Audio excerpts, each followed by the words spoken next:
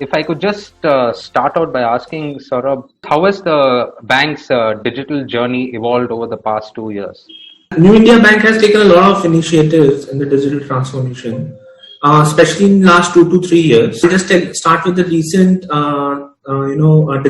major digital transformation event which we did was the introduction of the video KYC. As per RBI guidelines, KYC is a norm which needs to be done for all the customers on a regular basis. And with video KYC, with the help of Quick ID, we were able to do it in a way shorter span of time. And also, we are starting to roll out for almost most of our customers. Our plan is to roll it out for next 80 to 90% of the customers in the coming year. And we have also introduced a lot of new innovative products in last 2 to 3 years, which we have worked on.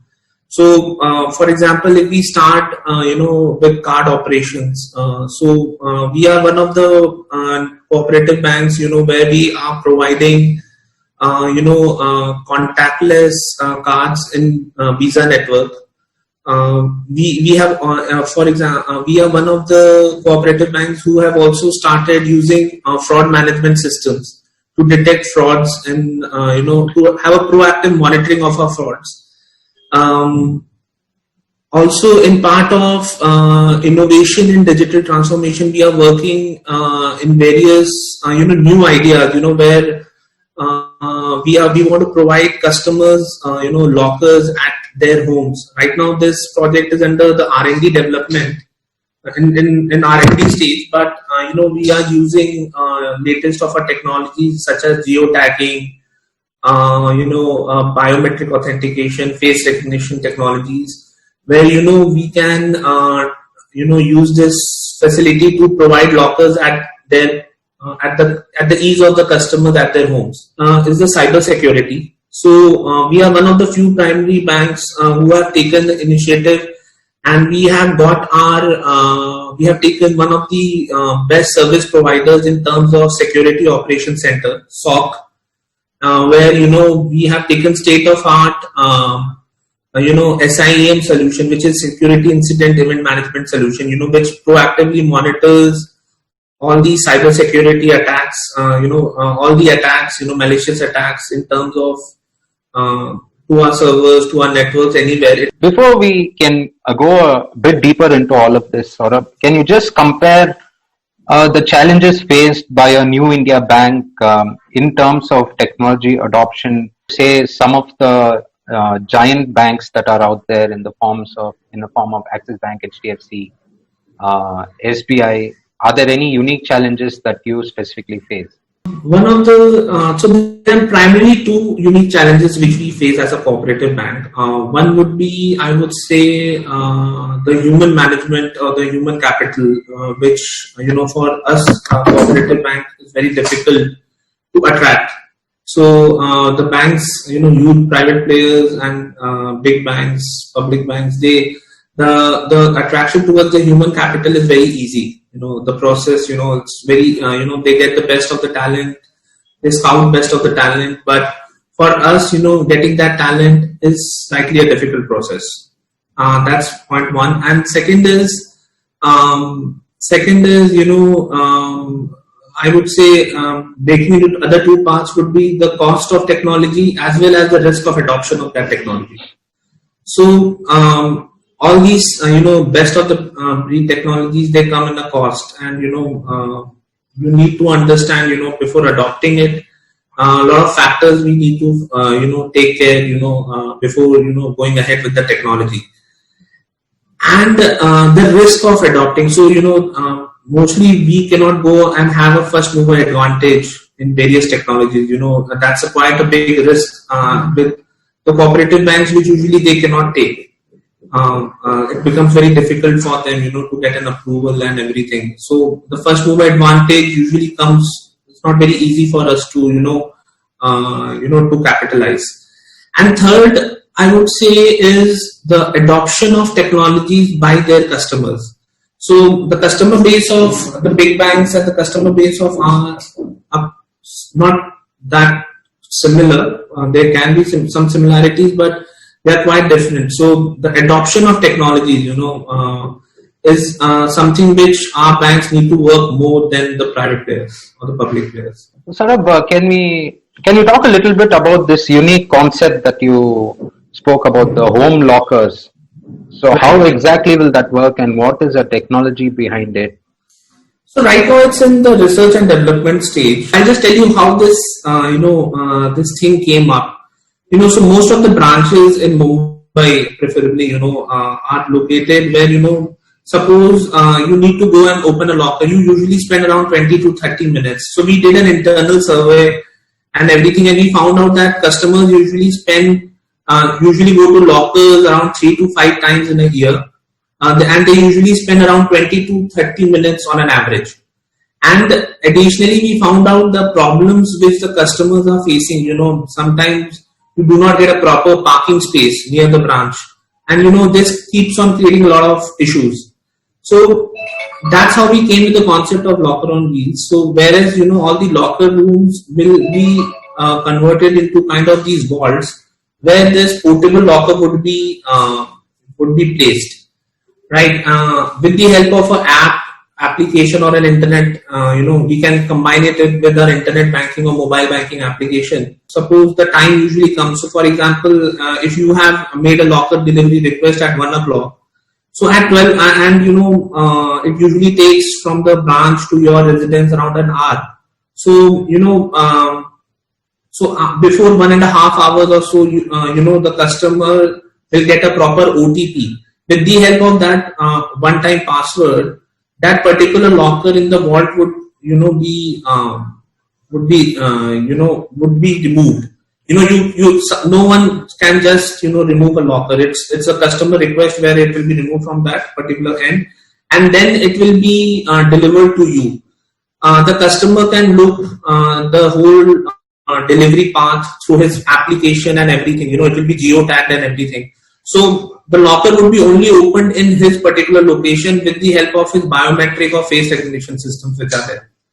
Saurabh, can you just talk a little bit about the security implementations that you have undertaken over the past few months, and what are the current security implementations that you're going to undertake within the next few? One of the major security implementation is the establishment of the Security Operations Center. We have gone ahead with one of the finest partners in India. They are one of the leading providers of security operation centers. Even big banks and PSUs or even the regulators are using their SOC services. We have started using one of the leading SIEM providers, that is the Security Incident Event Management.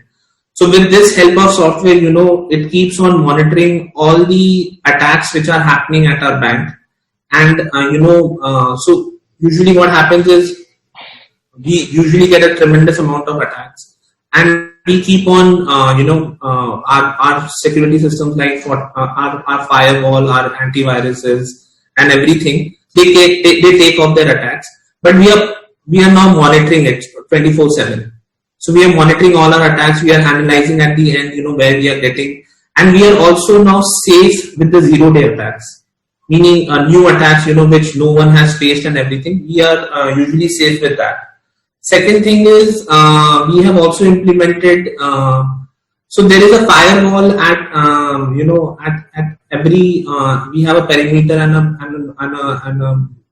we have a firewall placed as a perimeter firewall and as a mega hub and spoke firewall model. But we have also, have secured our internet and mobile banking applications with the help of we call it a WAF, web application firewall, and we have custom made our rules and everything, and we are proactively monitoring that also. So. And this is where, we have taken, one of the major initiatives. We have state-of-art firewalls, state-of-art antiviruses, and also now with the new concept of work from home, which we have implemented for few of our back offices, we have taken strict security control measures by introducing one of the state-of-art VDI partners. meaning virtual desktop implementer partners. And with that, we have kept our security quite strong. Actually. You have deployed some sort of, or in the process of deploying some sort of a blockchain solution for financial fraud mitigation.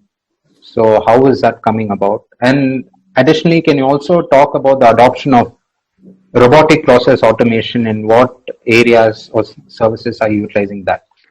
Right now, the blockchain implementation is in feasibility stage, so it's not quite taken off till now. But we have, regarding the RPA, we have just completed the proof of concept, where we have automated it, one of the processes of our central processing center. So how it works is, when a customer opens an account, he needs to usually fill an account opening form, and that account opening form needs to be entered into the system. So we have, done a proof of concept with one of the leading RPA vendors, where we have streamlined, where we have, automated one of the account opening procedure filling using bots, using RPA technology. So we have just completed the POC concept. It has been successful. So we will start implementing it, and we will start taking it forward to various other departments, where the processes are fixed and streamlined. For example, the central processing center, the KYC process, and with using Think Analytics and Quick ID video KYC solution, we'll try to integrate it with our RPA system and make it a full, complete, streamlined process, of the KYC process. Are there any numbers that you can throw at us in terms of digital adoption by your customers? Yeah, so we have just, we launched our mPassbook app last 1.5 years ago, and that adoption has increased by around 30 to 45%. And we are seeing an increase. We have seen a tremendous increase during the COVID times. And point number 2, our internet banking. We had launched our internet banking a few months back, a year back, 1.5 years back also. And we have seen a tremendous increase in that, around 50 to 60% rise. We have also launched our video KYC process by Think Analytics and Quick ID, and we have found that it is rising at a quite a steady rate. We are seeing a growth of around 15 to 20% on a monthly basis, M2M basis, and then and these are from the customer's point of view, if you ask me. In terms of employees, internal staff being tech savvy and everything, we have found that a lot of initiatives and lot of ideas have started coming